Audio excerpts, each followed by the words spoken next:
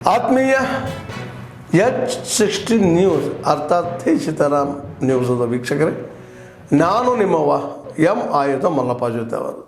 ತಾವು ಈಗ ಸುದ್ದಿಗಳ ಲೋಕಕ್ಕೆ ಎಂಟ್ರಿ ಹೊಡಿತಾ ಇದ್ದೀರಿ.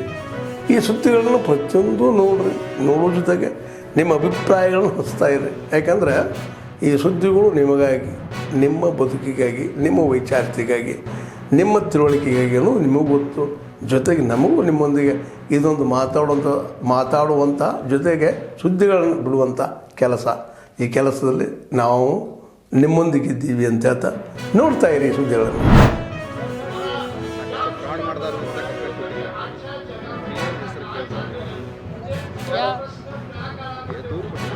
ಯಾರು ಯಾರು ನಾನೇ ಕೊಟ್ಟಿದ್ದೀನಿ ದೂರು ಕೊಟ್ಟಿದ್ದೆ ನಾವು. ನೋಡಪ್ಪ, ಅಂತೆಕಂತೆ ನನ್ನ ಜೊತೆ ಮಾತಾಡಕ್ಕೆ ಹೋಗ್ಬೇಡ. ನಾನು ಯಾರಿದ್ರೆ ಹೇಳು, ನನಗೆ ಸಾಕ್ಷಿ ಕೊಡು. ನಾನೇ ದೂರು ಕೊಟ್ಟಿದ್ದೀನಿ. ನನಗೆ ಕೇಳಿದ ತಕ್ಷಣ ದೂರು ಕೊಟ್ಟಿದ್ದೀನಿ. ಮತ್ತೆ ಯಾವ್ರ ಹೆಸರು ಬರುತ್ತೆ, ಇವ್ರ ಹೆಸರು ಬರುತ್ತೆ ಅಂತ ಇದು ಒಳ್ಳೇದಾ ನೀನು ಕೇಳೋದು ಈ ರೀತಿ? ಮತ್ತು ದೂರ ಎದಕ್ಕೆ ಕೊಡ್ತಾರೆ? ಸಾರ್ವಜನಿಕರಿಗೆ ಅನಾನುಕೂಲ ಆಗಬಾರ್ದು ಅಂತ ದೂರು ಕೊಡ್ತಾರಲ್ಲ. ಒಬ್ಬ ಜವಾಬ್ದಾರಿಯುತವಾದಂಥ ಮಂತ್ರಿ ಸ್ಥಾನದಲ್ಲಿದ್ದು ಅದರಿಂದ ಸಾರ್ವಜನಿಕರಿಗೆ ಅನಾನುಕೂಲ ಆಗಬಾರ್ದು ಅಂತ ದೂರು ಕೊಡ್ತಾರಾ, ಅಥವಾ ಅದನ್ನ ನೋಡಿ ಕಣ್ಮುಚ್ಕೊಂಡು ಕೂರ್ತಾರ? ನಾನು ಒಂದೇ ಮಾತನ್ನು ಹೇಳಿದೆ, ಭಾಳ ಕಠಿಣ ಶಬ್ದದಲ್ಲಿ ಹೇಳಿದೆ. ಈ ಉಗ್ರವಾದ ಇದೆ, ಏನು ಅಟ್ಟಹಾಸವನ್ನು ಮೆರೆದಿದ್ದಾರೆ, ಇದರ ವಿರುದ್ಧವಾಗಿ ನಾವೆಲ್ಲರೂ ಒಗ್ಗಟ್ಟನ್ನು ಪ್ರದರ್ಶನ ಮಾಡಬೇಕಾಗಿದೆ. ಅದು ಅವ್ರು ಏನು ಮಾಡ್ತಾರೋ ನಾವೆಲ್ಲರೂ ಅವ್ರ ಜೊತೆ ಅರ್ಥ ಏನು ಮಾಡ್ಕೋಬೇಕಂತಂದ್ರೆ, ನಮ್ಮ ಮಠಗಳಲ್ಲಿ ನಮ್ಮ ಪರಂಪರೆ, ಹೊರಗೆ ನಮ್ಮ ದೇಶ, ನಮ್ಮ ಜನ ಅನ್ನೋದನ್ನು ನಾವು ಅಳವಡಿಸ್ಲಿಕೊಳ್ಬೇಕು. ಜೊತೆಗೆ ನಾವಿನ್ನು ಎಲ್ಲದಕ್ಕೂ ಕೂಡ ನೀವು ಹಿಂದೂಗಳು ಹಿಂಗೆ ಅಂತ ಬೈಬಾರ್ದು, ಅವ್ರಿಗೆ ಧೈರ್ಯವನ್ನು ತುಂಬುವಂಥ ಕೆಲಸ ಆಗಬೇಕು ಅನ್ನೋದು ನಮ್ಮ ಅಭಿಪ್ರಾಯ. ನಾನು ಹೇಳ್ತಾ ಇರೋದು, ನಾನು ಮಾತನಾಡುವುದು ಕಾವ್ಯ ಹಾಕಿದ್ದೀನಿ ಅಂತಂದರೆ ನನ್ನ ಹಿಂದೂ ಪರಂಪರೆಯನ್ನೇ ಕಾಪಾಡೋದು ನನ್ನ ಧರ್ಮ. ಉಳಿದದ್ದನ್ನು ವಿರೋಧಿಸ್ತೀನಿ ಅಂತಲ್ಲ. ಆದರೆ ನಮ್ಮವರು ಉಳಿಬೇಕು ಅಂತಂದರೆ ನಾವು ಅವರಿಗೆ ಧೈರ್ಯವನ್ನು ತುಂಬಲೇಬೇಕು. ಇದನ್ನು ನಾವು ಕೇವಲ ಅಲ್ಲ, ಸರ್ಕಾರ ಇದಕ್ಕೆ ಸೂಕ್ತವಾಗಿರುವಂಥ ನಿರ್ಧಾರವನ್ನು ತೆಗೆದುಕೊಳ್ಳಲೇಬೇಕು. ಇಲ್ಲ ಅಂತಂದರೆ ನಾವು ಕೂಡ ಸಂತರು, ನಾವೆಲ್ಲವನ್ನು ಕಲಿಸಿದವರು. ಹಿಂದೆ ರಾಜಗುರುಗಳು ಶಾಸ್ತ್ರವನ್ನು ಕಲಿಸಿದವರು ರಾಜಗುರುಗಳು, ಶಸ್ತ್ರವನ್ನು ಕಲಿಸಿದವರು ರಾಜಗುರುಗಳು.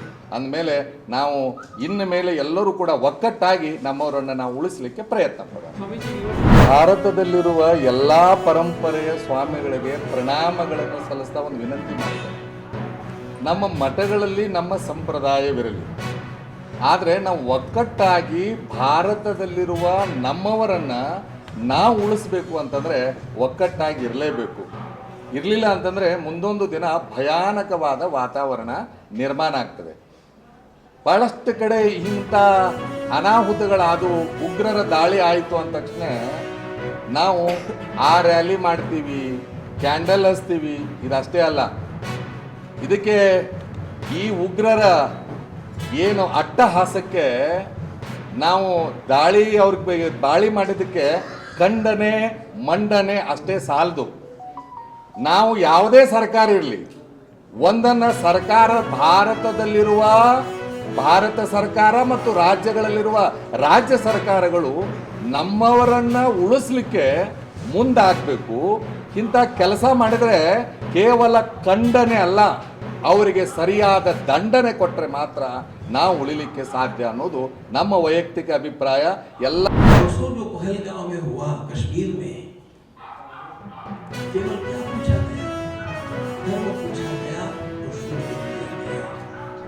संप्रदाय कौन सा है नहीं पूछा, जाति कौन सी है नहीं पूछा, भाषा कौन सी है नहीं पूछा,